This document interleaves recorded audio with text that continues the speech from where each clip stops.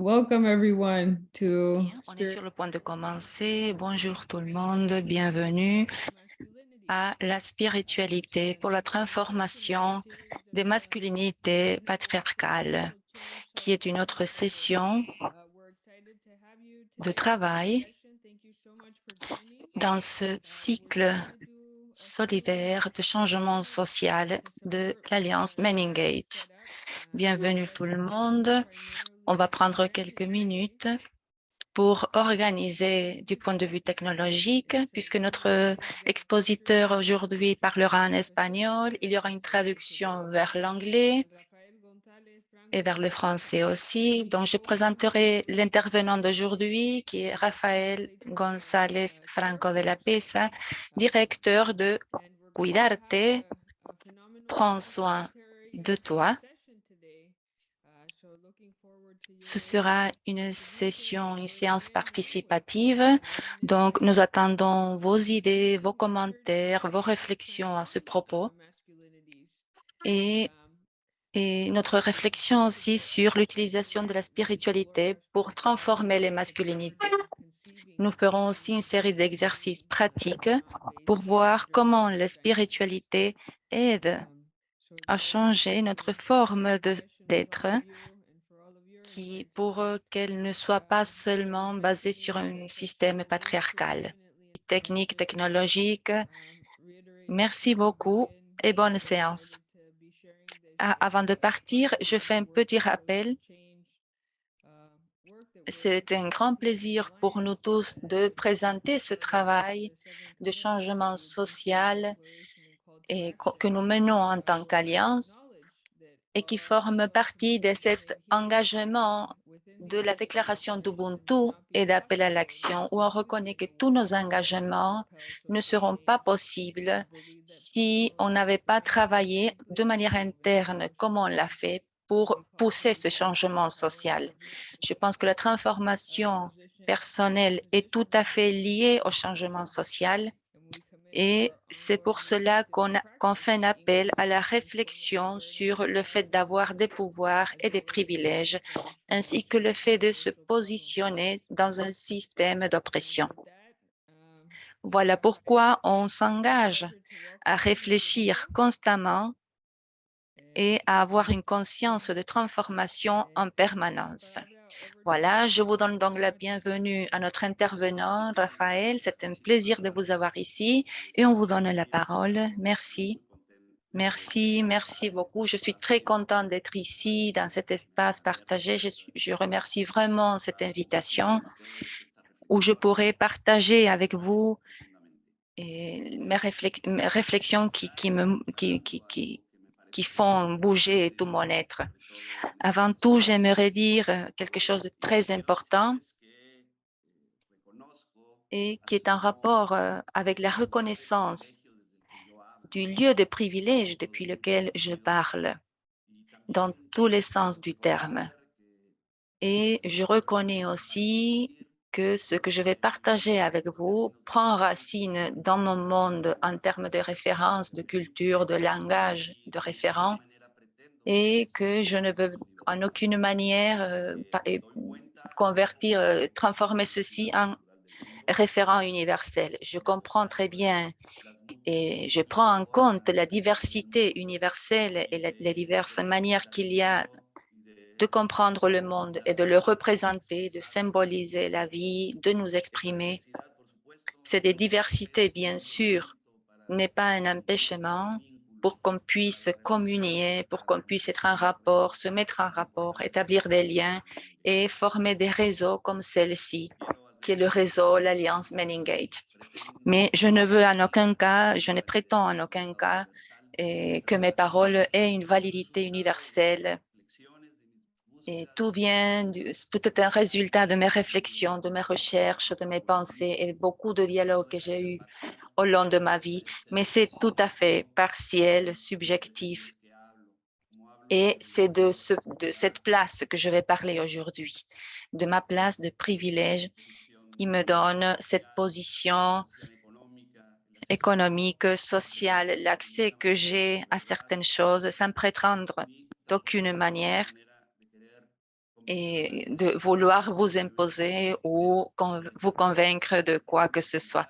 Je profite tout simplement de cet espace qui m'est offert pour vous partager de tout mon cœur mes réflexions, pour partager avec vous ma manière de sentir et de penser qui est pour moi fondamentale.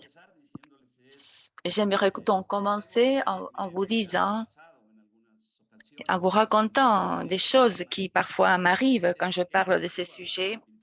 Et il y a du monde, il y a des personnes qui me disent, bon, qu'est-ce que je fais en train de parler de spiritualité? Puisque les spiritualités, normalement, c'est pas l'apanage, ou c'est pas une question qui puisse être parlée en dehors des temples sacrés ou religieux.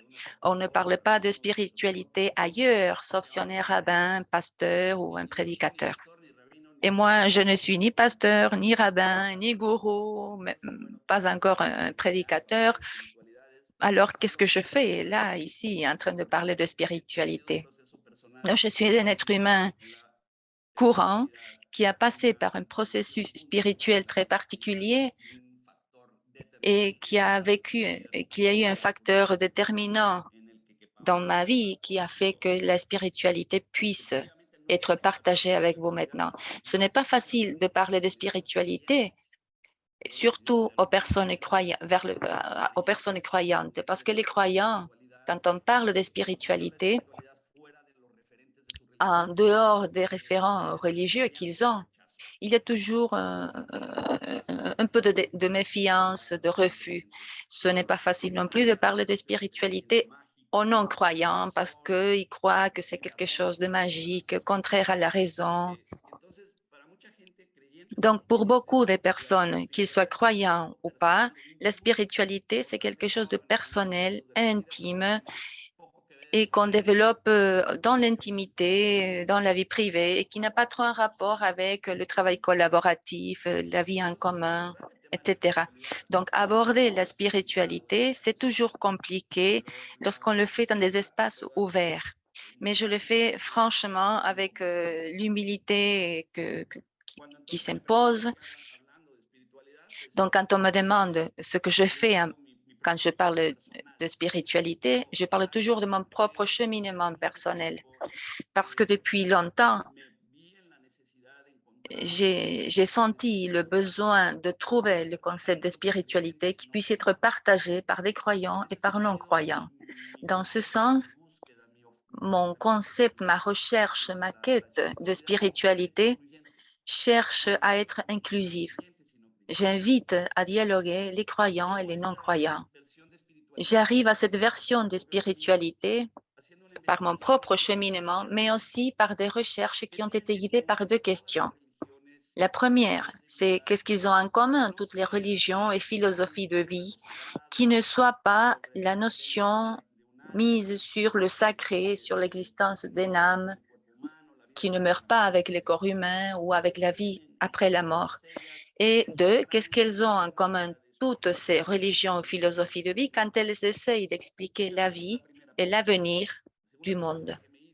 Donc, la deuxième question, c'est que celle que je me pose depuis bien longtemps, c'est ce qu'elles ont en commun les personnes depuis toutes les époques et partout dans le monde qui transmettent une paix, une tranquillité, une bonté particulière, qui travaillent pour le bien de tout le monde, qui sont solidaires. Et dans cette quête, je cherche à une conclusion qui est peut-être banale, mais pour moi, ces personnes et les philosophies et les religions, au-delà des descriptions des sacrés, de la vie après la mort, etc., c'est la spiritualité. D'une certaine manière, ce que permet à ces personnes, on peut dire qu'elles sont des bonnes personnes, indépendamment de leurs croyances, c'est l'intelligence spirituelle qu'elles portent en elles. Je parle donc d'une spiritualité comme une sorte d'intelligence spirituelle qu'on a tous en nous et qui, avec l'intelligence rationnelle et l'intelligence émotionnelle, en font une.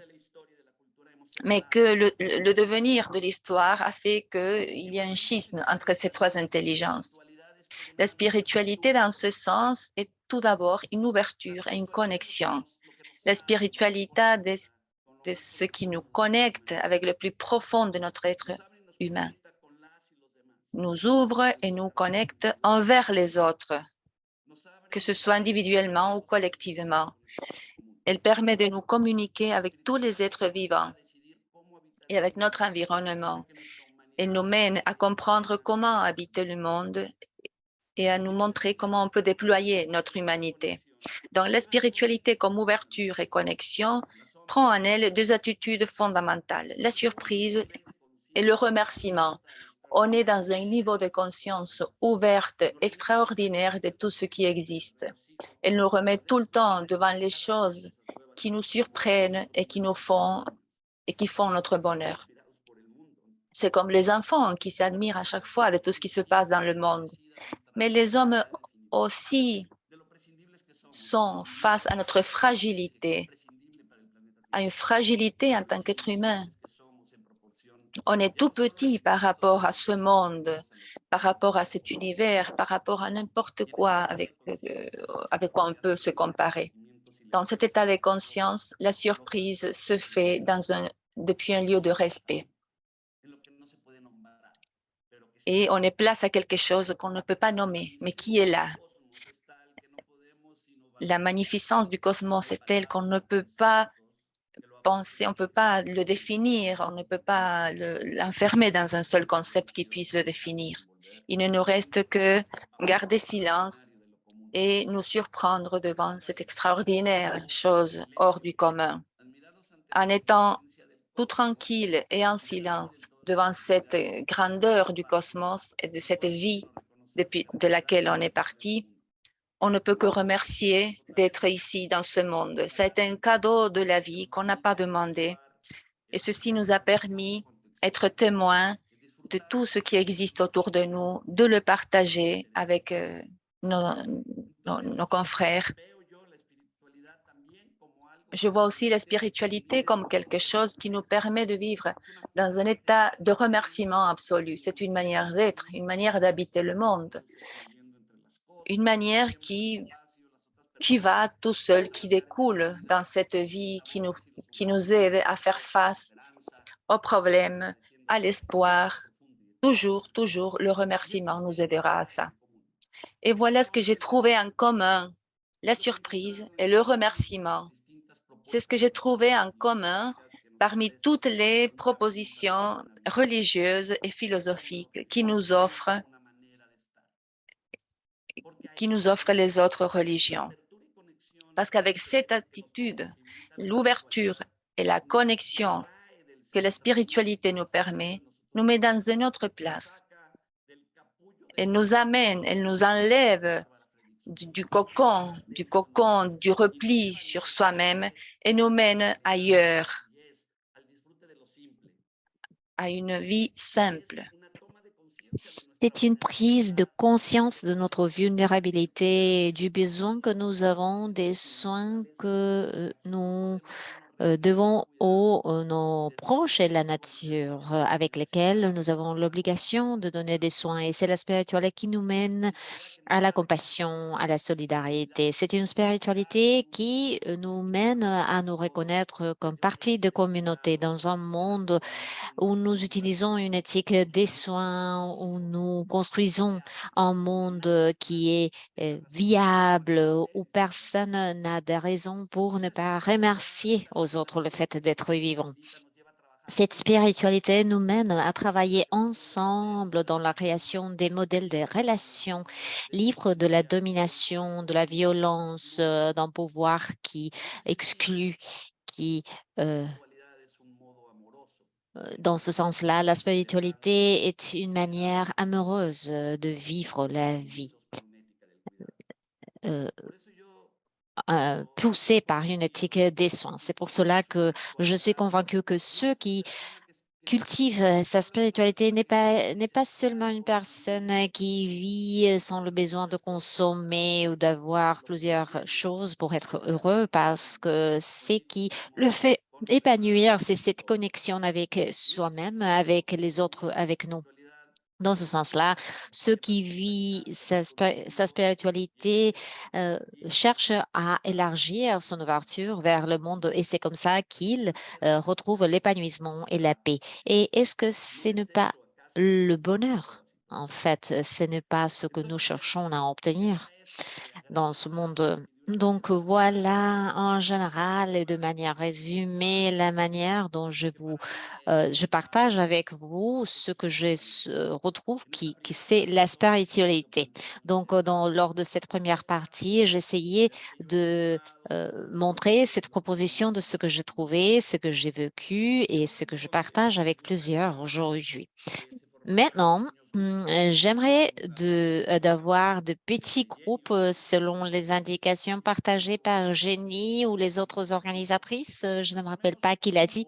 Donc, on va se diviser dans des groupes et je vous invite à partager brièvement lors de cette séance Drupal. Chacun d'entre vous devrait partager votre idée, votre notion de spiritualité. Donc, partageons. Je vais partager avec vous ce qui est pour moi la spiritualité, mais un autre, partager avec vous de quelle façon est-ce que vous ressentez que la spiritualité est liée, ou plutôt, comment est-ce que vous ressentez que le patriarcat est lié avec la spiritualité, patriarcat et spiritualité, c'est-à-dire, donc, est-ce qu'il y a une relation, est-ce qu'il y a un rejet? Quel est votre vécu de cette façon dont le patriarcat gère, pour ainsi le dire, la spiritualité? Donc, on va se diviser en groupes. Partageons ma propre notion de spiritualité lors des séances Drupal et de l'autre côté, est-ce que donc votre notion de spiritualité en premier lieu et en deuxième lieu, quel est le lien entre le patriarcat et la spiritualité? D'accord? J'aimerais savoir quel a été le fruit de vos réflexions lorsque vous étiez dans les petites salles. S'il y a des volontaires qui veulent partager vos impressions, vos réflexions, on vous écoute. Ne vous bousculez pas pour parler. Donc, je partage très brièvement et un tout petit peu ce qu'on a pu parler. Donc, on pense que la spiritualité nous invite plutôt à nous connecter pour pouvoir ainsi avoir un rapport plus harmonieux avec les autres personnes, avec l'entourage, avec l'environnement. La spiritualité est un rapport pour nous avec l'amour et elle n'a pas à voir avec tout ce qui se présente devant nous de la part du patriarcat. On pense que la spiritualité, c'est une chose, être religieux ou croire dans une religion est une autre chose. Merci beaucoup. Merci beaucoup. Très ponctuel et très vrai. Pablo Ramírez, s'il vous plaît. Bonjour tout le monde. Depuis le Costa Rica, c'est un grand plaisir d'être ici avec vous. Et oui, on coïncide pleinement avec ce que le camarade a proféré. La spiritualité n'est pas forcément en lien avec la religion. Et puis, d'après ce qu'on a parlé, un petit groupe, on parlait aussi comment, depuis le patriarcat, il y a une espèce d'institutionnalisation de la spiritualité par rapport à la religion et aux autres institutions. Donc, comment cette réflexion que nous devons construire devrait analyser comment cette institutionnalisation de la spiritualité a eu des conséquences sur la déconstruction ou sur la construction très partielle de la masculinité ou de la féminité hégémonique. Donc, c'est un élément que je pense qu'il faut considérer. Très bien, Pablo Alfredo, je coïncide avec vous. Très bonne réflexion. Merci. Une femme peut-être qui voudrait parler ou quelqu'un d'autre qui puisse partager les réflexions de leur groupe?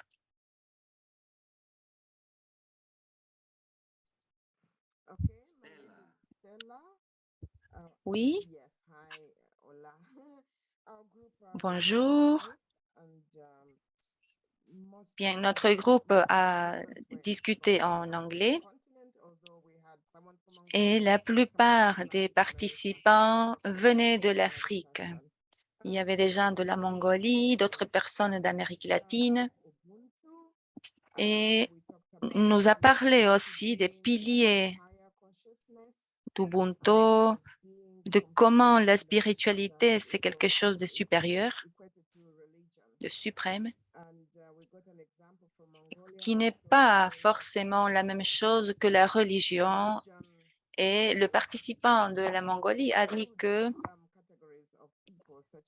pour lui aussi, la religion exclut aussi certaines catégories de personnes, par exemple les femmes. Lorsqu'il y a des femmes qui ne peuvent pas participer de certaines activités religieuses, elles sont exclues du système. Et la spiritualité, c'est pas du tout ça. La spiritualité, c'est la connexion avec la nature surtout. Et voilà le fruit ou le plus important de nos réflexions. Merci beaucoup pour partager vos impressions. Ce serait vraiment très riche si on pouvait tous parler et partager les réflexions qu'on a eues. Le temps presse, donc, mais je pense qu'à partir de ces 3 réflexions qui ont été partagées ici sont un bon point de départ pour continuer avec nos activités. Je vous invite donc à faire une toute petite pause pour faire une petite méditation, une petite réflexion. Donc, je vous invite tous et toutes à vous asseoir de la manière la plus confortable possible, à prendre conscience de votre posture, de votre position, que vous sentiez votre corps, si vous êtes assis, si vous êtes à genoux, si vous êtes sur une chaise, sur un fauteuil ou même par terre, dans quelle position vous vous trouvez. Donc, mettez-vous à l'aise et à partir de cette posture, je vous invite à respirer très lentement en prenant conscience, en inhalant et en sentant comment l'air rentre dans votre corps. Essayez de connecter alors avec votre corps, avec votre respiration. On inhale, on exhale, on inspire, on exhale, on expire, on inspire, on expire. Et on commence petit à petit à me connecter avec le ici et le maintenant, en essayant de me libérer des choses qui me font mal, en essayant de mettre en pause les préoccupations, les problèmes. On essaye de se faire un petit cadeau avec ces peu de minutes pour se connecter avec soi-même. On inspire, on expire, on inspire encore, on expire encore, on inspire, on expire. Dans chaque exhalation, donnez-vous l'opportunité de laisser partir les problèmes. Faites une pause, laissez de côté les problèmes, les préoccupations, les devoirs à faire, les tâches à faire après cette rencontre. Pendant un tout petit instant, laissez de côté tout ce que vous avez sur votre dos. Arrêtez de pousser tout ce que vous avez à pousser ou de tirer tout ce que vous avez à tirer et laissez tout reposer.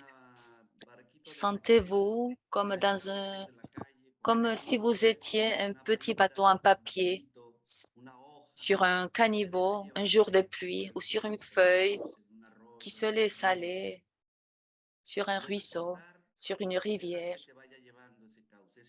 Libérez-vous et laissez-vous emporter par ce ruisseau. Et avec cet état d'esprit, connectez-vous avec l'idée que vous êtes un individu d'une espèce qui vit parmi beaucoup d'autres espèces, qui sont tous les êtres vivants de cette planète. De cette planète qui, comme Carl Sagan l'a dit, c'est un tout petit point bleu au milieu des galaxies, d'une galaxie qui se trouve au milieu d'un univers énorme. Réfléchissez à comment le temps qui s'est passé depuis le surgissement de l'univers et le temps qui s'est écoulé depuis l'apparition de la vie sur Terre le temps qui s'est écoulé depuis l'apparition de l'Homo sapiens comme une espèce de plus dans cette planète. Réfléchissez à tout ceci, réfléchissez à cette dimension d'espace et de temps et à qui sommes-nous? Qu'est-ce qui est notre vie dans cette proportion qui n'est qu'un petit bout de temps, un petit soupir, une petite flamme qui s'éteint? Dans cette immensité de temps et d'espace, on n'est rien. Mais en même temps, on est et on appartient à une espèce qui est l'espèce privilégiée par la conscience de sa propre conscience. C'est vrai que notre vie est un soupir, mais on fait partie des êtres humains.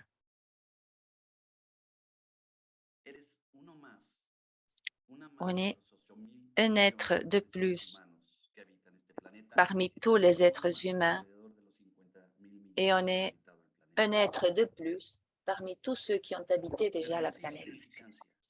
Mais dans ce sens d'insignifiance, il y a une grande magnificence.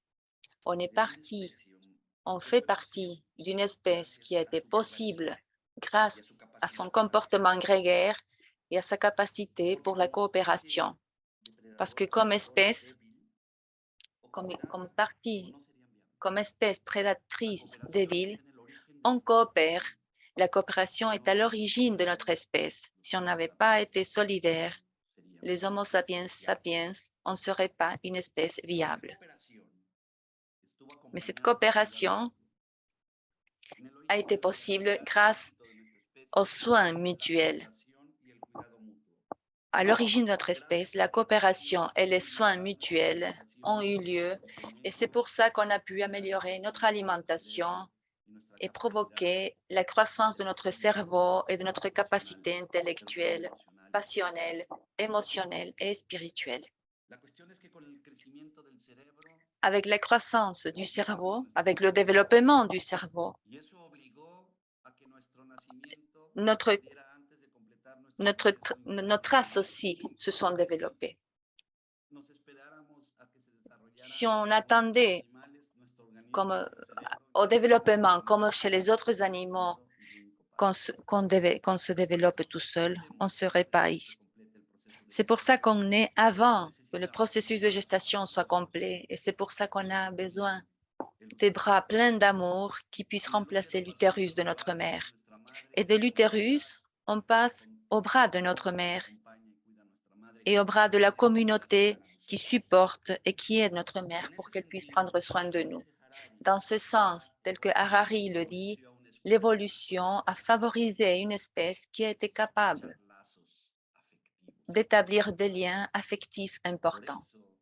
C'est pour cela que je suis convaincue que l'espèce humaine a été possible grâce au travail anthropologique, biologique, puisqu'on est constitué à l'origine d'amour.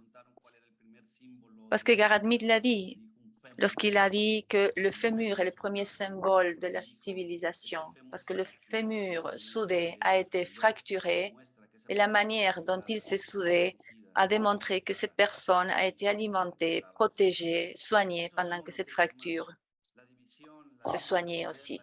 C'est ça les êtres humains. La division, les luttes, les violences se sont instaurées après de la main du patriarcat. Et c'est pour cela, si on réfléchit de cette manière, si on pense que l'amour est constitutif de tout, l'amour pour les autres et envers les autres, c'est ce qui nous permet d'être ici en ce moment. On est possible parce qu'on a eu des soins, et particulièrement à toi, homme. Ce n'est pas ta force ou ton pouvoir ou ta capacité de contrôle qui te constitue, qui te fait être un humain. C'est surtout ta fragilité, ta vulnérabilité qui te constitue. Tu es ici parce qu'il y a eu énormément de doses d'amour et de tendresse qui ont fait possible que tu sois ici. Parce que les doses de tendresse et d'amour sont soutenues au long de ta vie. D'où alors cet absurde mandat de pouvoir, contrôle et domination? D'où alors ce cruel mandat de ne pas pouvoir se connecter avec ses émotions, de ne pas démontrer la vulnérabilité, de cacher la tristesse. D'où cette idée que la furie doit être avant tout et que la protection et le fait de fournir, c'était ton seul devoir, alors qu'il suffisait avec des soins et de la tendresse. Ôte-toi ces mandats qui conduisent à la violence. Le patriarcat a construit une légende qui pousse à répéter des patrons de domination, des modèles de domination sans protection. Parce que celui qui domine peut soumettre les autres et qui soumet les autres établit une violence. Il faut casser ces chaînes, il faut briser ces chaînes qui fait mal à tout le monde qui est autour de toi et qui te fait faire un homme triste et pas heureux. Respire, expire, inspire encore, expire encore. Inspire et expire. L'amour est en toi. Tu es ici grâce aux soins et à la tendresse de ceux qui t'ont aimé. Inspire, expire et petit à petit, ouvre les yeux et reviens à ce moment.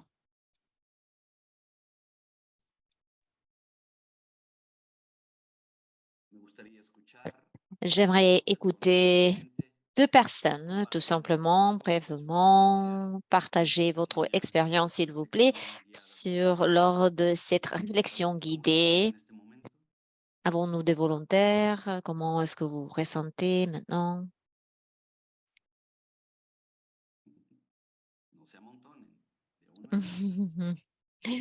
Petit à petit, pas tout le monde, s'il vous plaît.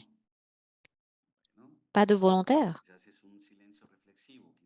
Peut-être qu'il s'agit d'un silence de réflexion, un silence de bien-être. S'il n'y a personne qui voudrait partager leurs expériences, en fait, est-ce que nous n'avons... Pablo, allez-y. Euh, euh, oui, j'aimerais vous remercier. C'est une journée où j'ai beaucoup de choses à faire ici au Costa Rica. Il n'est pas encore 8 heures, donc j'ai toute la journée devant moi. J'ai beaucoup de choses à faire, en fait. Et cet espace pour se retrouver dans notre propre corps, dans notre endroit, dans notre réalité, l'expérience de la propre réalité. Cette rencontre, donc, a été extrêmement enrichissante, d'une grande valeur, et je suis très reconnaissant. Dans ce même cadre de la discussion sur la spiritualité, sur les apports que nous pouvons faire, le fait de réfléchir sur ce qui a la valeur qui est liée à la spiritualité. C'est comme si nous étions assis dans un cercle et que nous nous regardions les uns les autres. Ce serait une situation tout à fait différente parce qu'on est derrière un écran protégé par l'ordi et c'est plus facile de rester en silence et de ne pas permettre cette interaction qui serait plus possible en présentiel. Donc, la question à se poser est la suivante. Comment est-ce que nous pouvons créer de nouvelles synergies dans ce processus et éviter les distancements parce que la pandémie a créé en distance physique, mais aussi spirituelle et sociale, n'est-ce pas? Oui, merci Pablo, merci d'avoir partagé ces pensées avec nous. Et maintenant, je vous demande de me donner la permission pour continuer avec la deuxième partie de ma présentation. C'est la présentation que j'ai préparée pour vous. Je crois donc que c'est important pour pour jeter de la lumière sur le patriarcat spécifiquement et ce que nous venons de partager, sa relation d'acceptation et de rejet, une certaine manipulation si l'on veut, de la spiritualité. Je voudrais explorer maintenant un concept qui est clé pour nous au moment de parler aux hommes sur le défi auquel on fait face, celui de transformer la réalité de notre monde pour faire en sorte que ce soit un monde plus compassif, libre de violence, libre d'exclusion. Ce concept est lié à l'idée de la suprématie humaine et dans cette idée de la suprématie humaine qui nous a menés à croire à tort que ce qui existe est là à notre disposition pour être exploité, pour être utilisé. Cette notion de suprématie humaine a une composante centrale et dans cette suprématie, la supposition de la suprématie du masculin. Il y a un paradigme qui est le paradigme le plus ancien qui existe, c'est cette fausse idée, ce paradigme qui parle de la suprématie masculine, la suprématie du masculin qui naturalise, qui légitime, qui justifie que les hommes soient au centre de tout, les pratiques et les institutionnalisations de tout, etc. Donc, cette idée, cette suprématie du masculin ni le caractère culturel et historique de la subordination du féminin au masculin. C'est une tendance qui naturalise le pouvoir de la masculinité. Donc, c'est comme cela que l'on légitime la relation de domination qui soumettent les femmes à l'hégémonie masculine. Donc, dans ce sens-là, et c'est seulement les femmes, les communautés LGBTQ, donc c'est le centrisme des hommes qui met les hommes au centre. Et voilà le signe clé du patriarcat qui est à la base de tous les récits qui naturalisent la suprématie masculine et qui montrent cette suprématie comme quelque chose d'éternel. Même appliqué à la symbologie de la religion dans ce sens-là, c'est un récit qui affirme que le masculin sera toujours plus parfait, plus désirable que le féminin et même que le féminin est l'absence des attributs positifs. Dans ce sens-là, l'androcentrisme, ce paradigme de la suprématie masculine, est fondé sur des supposées différences innées où les attributs du masculin ont un plus grand poids. Et cela est soutenu par des récits pratiques qui renforcent les différences artificielles entre les hommes et les femmes. C'est une différenciation chargée de préjugés et qui suppose toujours une domination des hommes sur les femmes. Lors de l'histoire humaine qui génère cette idée lors de la Renaissance comme l'homme comme quelqu'un de totalement autonome, l'hétérosexualité sans conflit et l'homme qui est le propriétaire de la parole, le responsable de l'ordre de l'univers, mais aussi le leader de soi-même, protégé par un cocon, par un bouclier, pour ainsi le dire. Quelqu'un qui peut utiliser absolument toute la planète, qui peut soumettre à ses caprices toute la nature et les autres êtres humains, nos prochains, nos proches aussi. Donc, dans ce sens-là, le paradigme, la notion de suprématie masculine est traduite dans l'idée de pouvoir, de contrôle, de domination. L'homme est le seul fournisseur, mais c'est un fournisseur qui ne prend pas des soins, qui ne prend pas en charge la nature. Donc, ceux qui ne utilise sans protéger est un dominateur. Mais l'idée, c'est de continuer à utiliser, mais avec de la tendresse, avec des soins et avec de la considération. Donc, dans ce sens, cette notion du masculin est tout le contraire de ce qui est proposé par la spiritualité. Car la spiritualité nous met dans notre lieu de vulnérabilité. La spiritualité nous mène à nous détacher de la fausse idée que nous n'avons pas besoin des soins des autres, nous éloigne du besoin de pouvoir et contrôle. Donc, si on tourne le dos à la spiritualité, même chose pour la dimension émotionnelle. Le modèle hégémonique des masculinités est contraire à la spiritualité. Il est contraire à l'éthique des soins, de care. Donc, voilà cette notion qui va de la main avec la spiritualité, c'est l'éthique des soins, l'éthique du care. Donc, nous pouvons pouvons affirmer que la spiritualité nous permet d'avoir une idée éthique.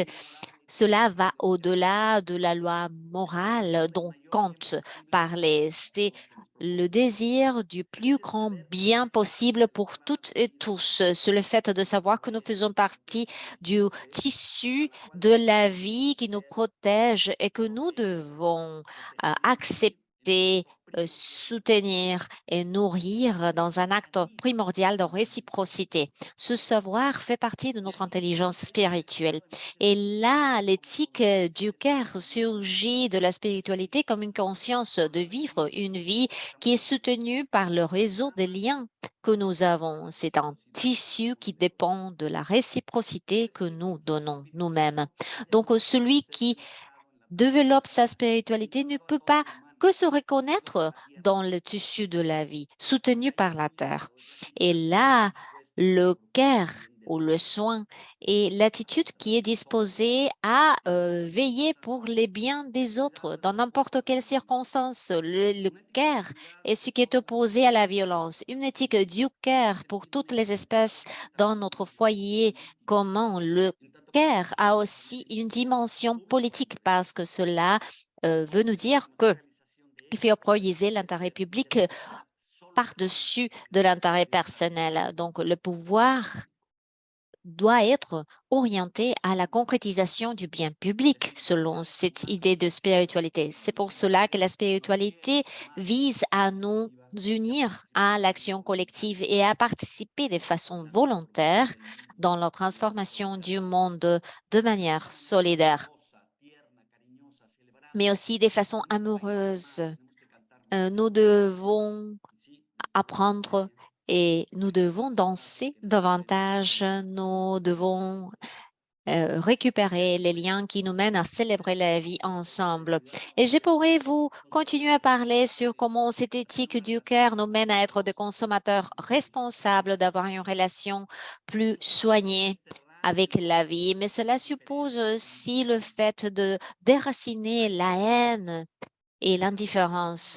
Donc, dans cette perspective, nous voyons qu'il y a beaucoup de choses à faire pour récupérer la spiritualité de tous les récits, les pratiques, les institutions qui se sont appropriées de la spiritualité dans des buts complètement opposés à ce qui est de nous libérer pour pouvoir, comme je disais tout au début, pour adopter une spiritualité qui soit une ouverture, une connexion avec nous-mêmes pour nous connecter avec la profondeur de notre humanité, pour prendre conscience de ce qui nous sommes et là nous réconcilier avec notre faiblesse, notre vulnérabilité, notre besoin d'avoir de l'amour pour notre possibilité d'externaliser notre tendresse. La spiritualité nous connecte avec la partie la plus profonde de l'être humain et nous connecte avec les autres.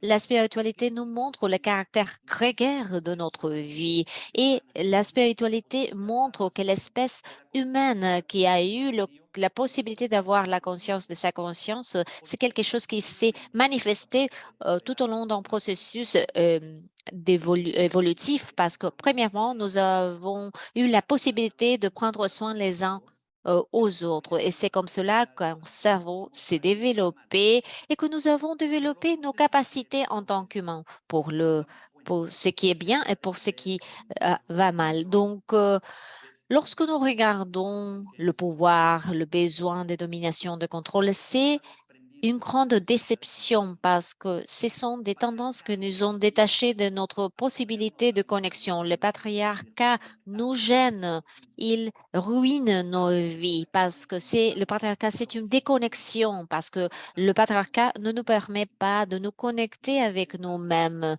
Nous ne nous reconnaissons pas comme des êtres fragiles et nous construisons une vie de pouvoir, de soumission. Et dans cet mensonge qui est qui ne considèrent pas la tendresse et l'amour. C'est comme cela qu'on n'a plus la possibilité de nous connecter de manière amoureuse. Voilà ce qui est pervers chez le patriarcat, parce que cela nous mène à être violents, à soumettre, à créer un monde dans les institutions, les lois, les récits, les propositions de l'ordre pseudo-spirituel pour continuer avec cette tendance. C'est à partir de là que je vous invite à réfléchir, à vivre la spiritualité. Et au-delà des croyances, je ne mets pas en question les croyants.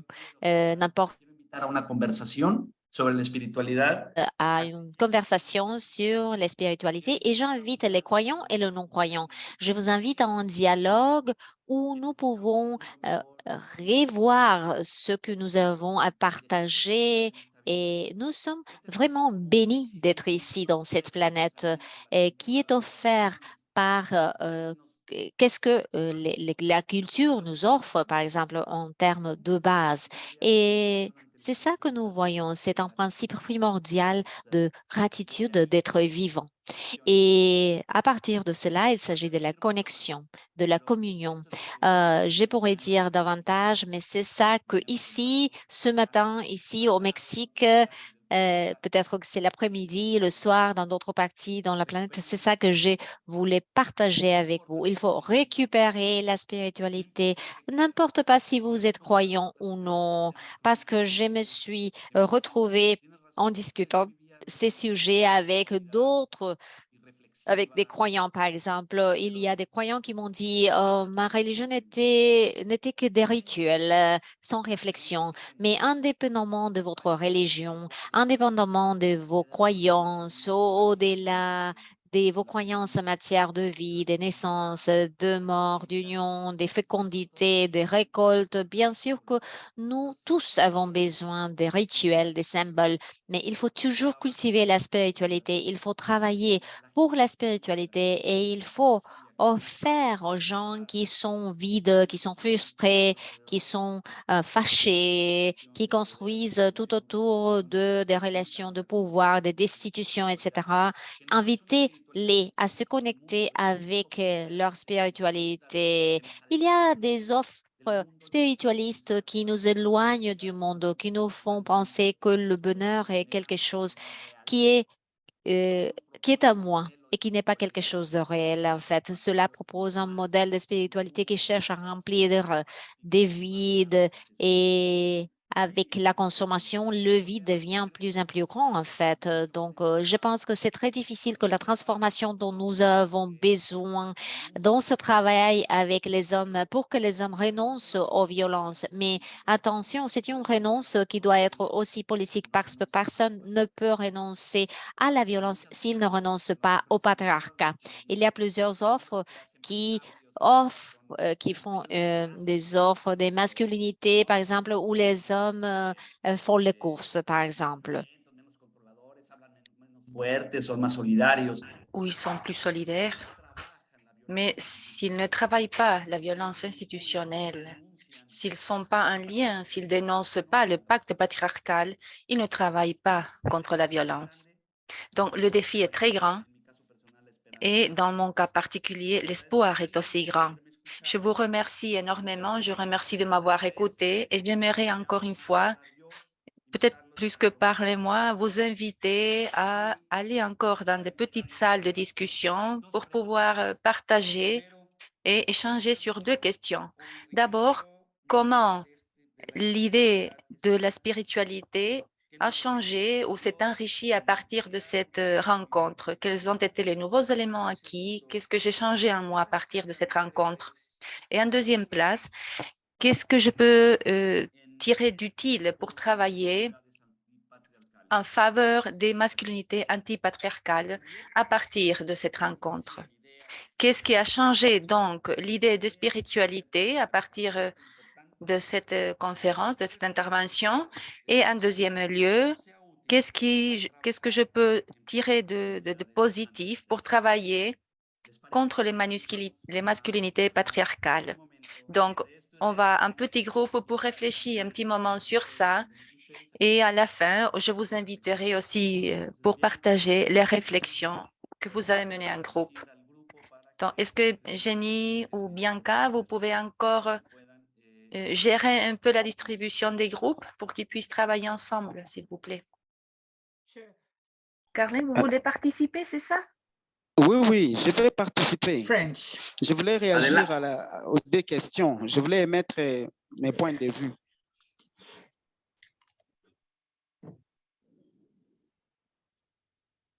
Carmen, s'il vous plaît, oui?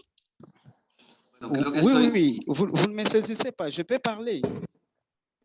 Vous pouvez parler en français, oui. Ah, d'accord. Alors, par rapport à la première question, ce qui a changé à moi, c'est vraiment la prise de conscience.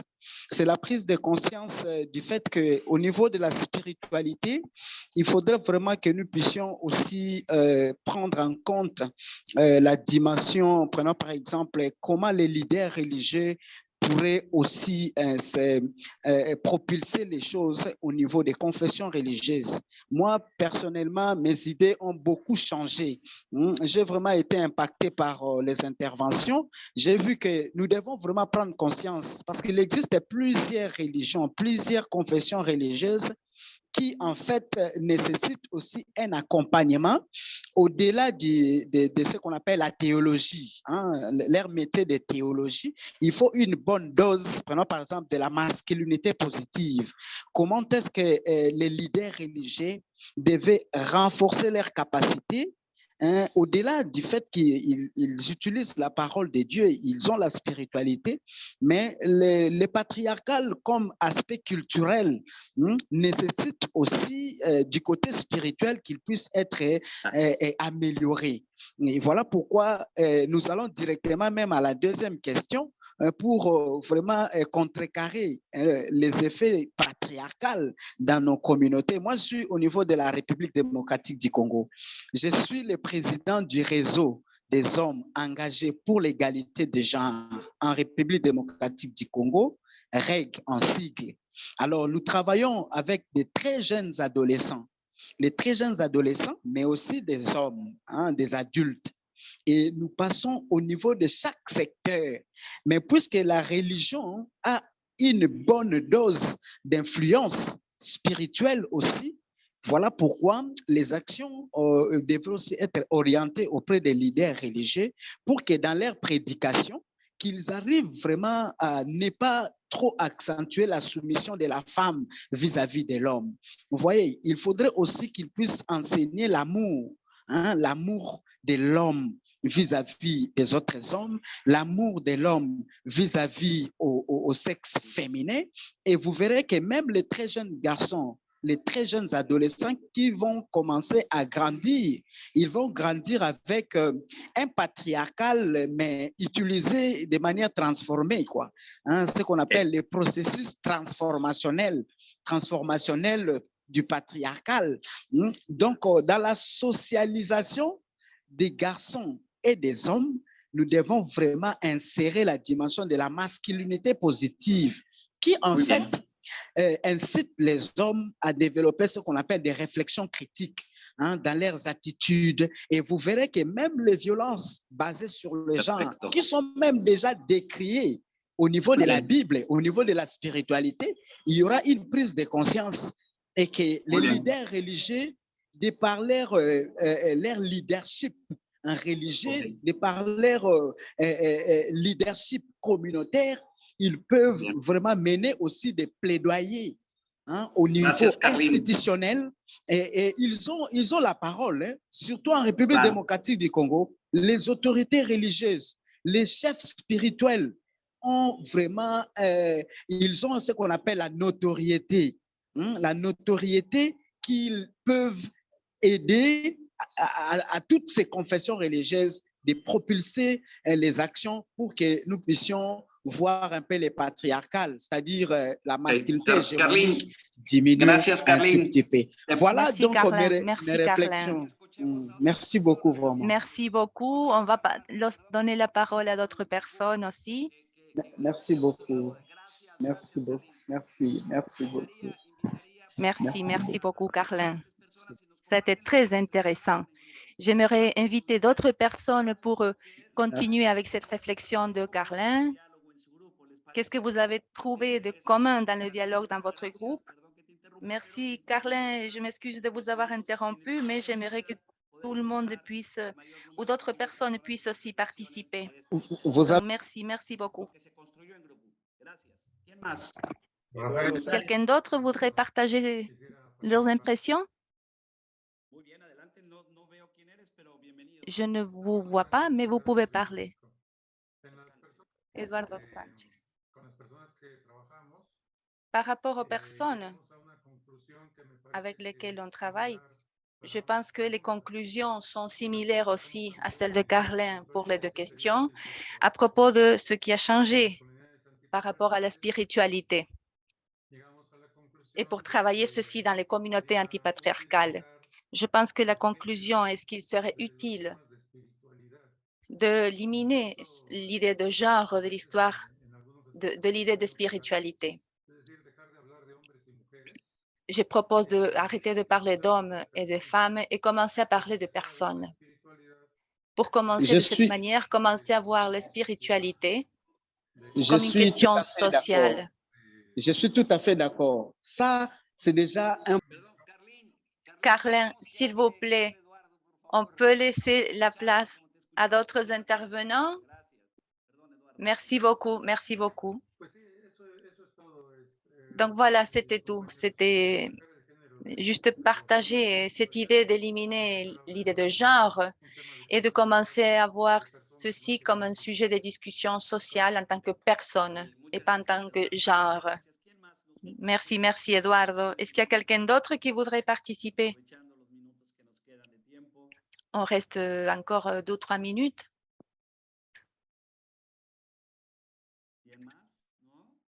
Quelqu'un d'autre qui voudrait parler? Je disais tout à l'heure que dans mon village, on a l'habitude de dire « ne vous bousculez pas pour parler ».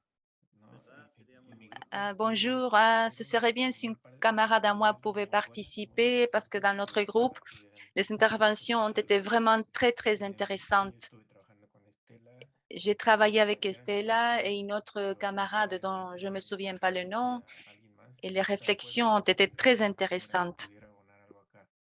Si elles veulent partager les échanges, ce serait très bien. Sinon, vous pouvez le faire vous-même, Adriane. Ou voilà. Bienvenue, bienvenue. Oui, on vous écoute. C'est Estella qui voulait parler?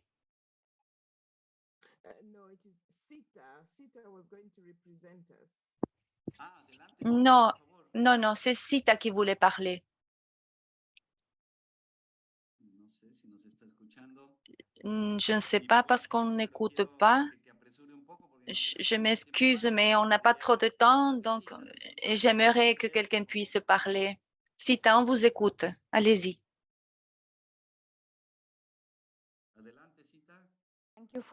Oui, merci. Merci beaucoup. J'avais le micro qui était silencieux, je ne pouvais pas l'activer. Merci beaucoup. Donc, je crois que beaucoup de ce qu'on a parlé est en rapport avec la neutralité de genre, qui est quelque chose dont on a beaucoup parlé en groupe et qui était en rapport avec la spiritualité, qui n'est pas seulement un rapport avec le patriarcat, mais aussi avec une réflexion sur le travail des femmes et le travail des groupes féministes.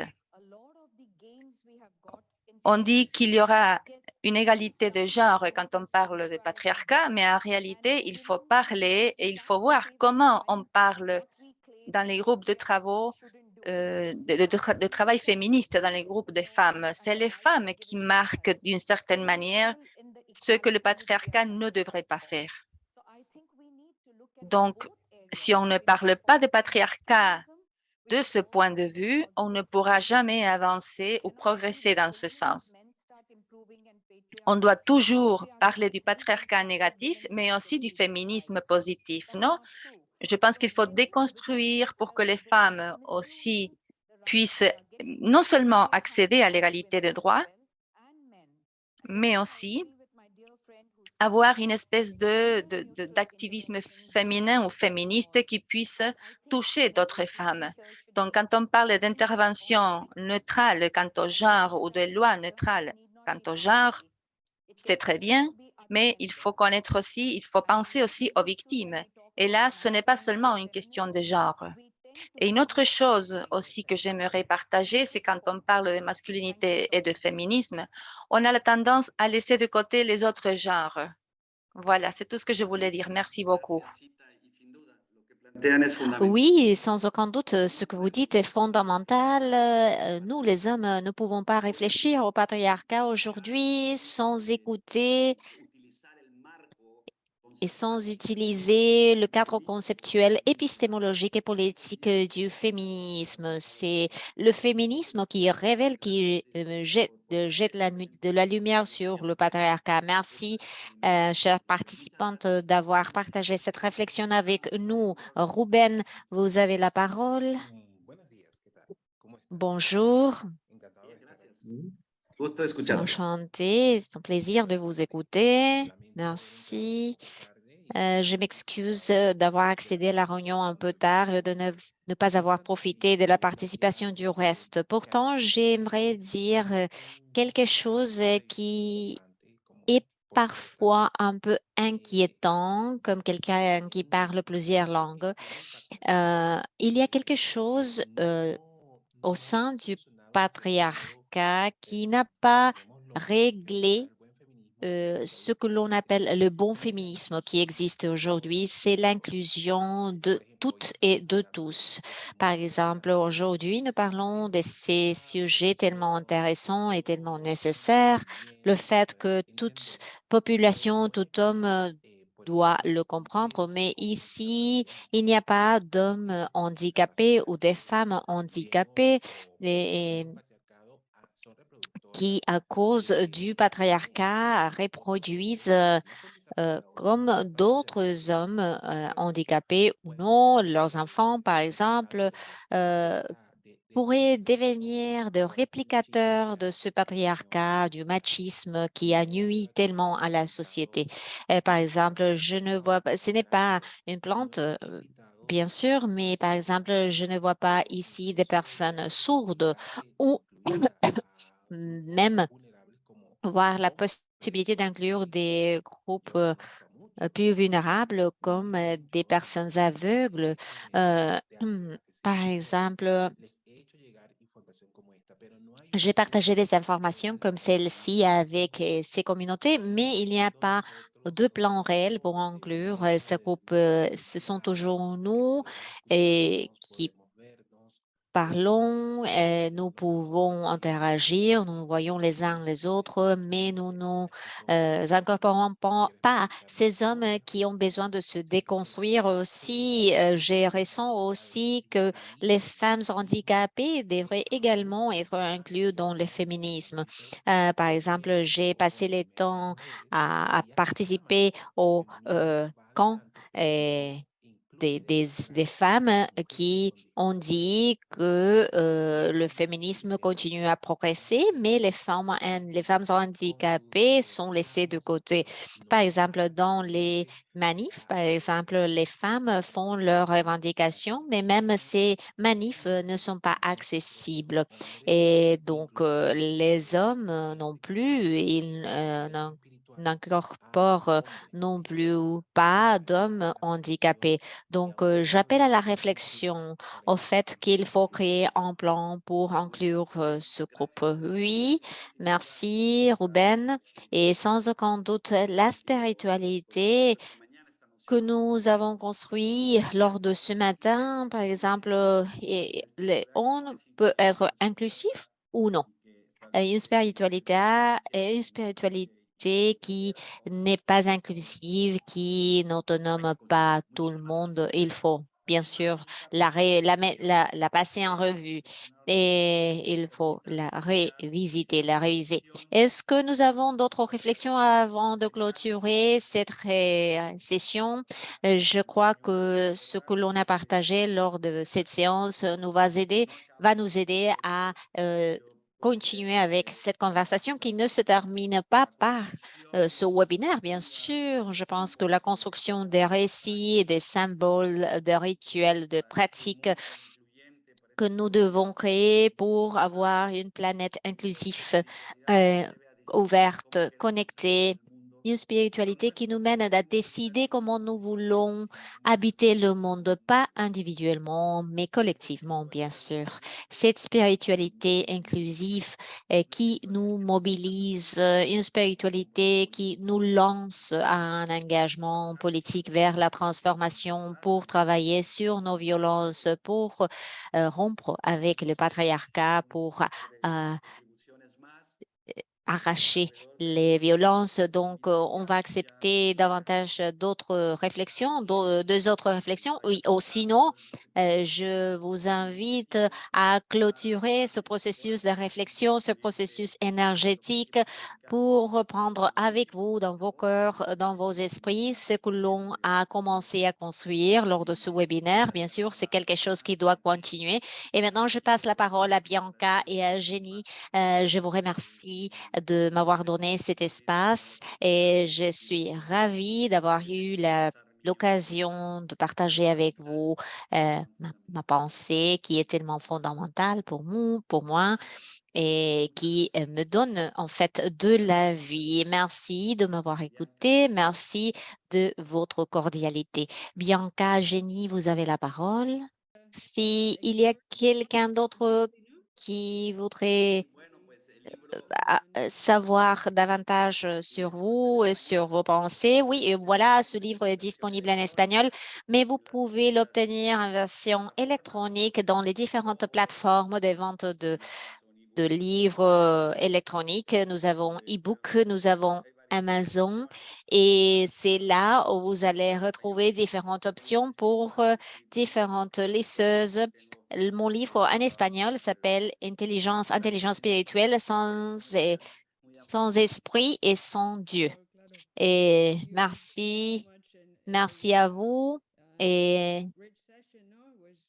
c'est une séance qui a été extrêmement enrichissante et nous avons profité d'écouter tout le monde.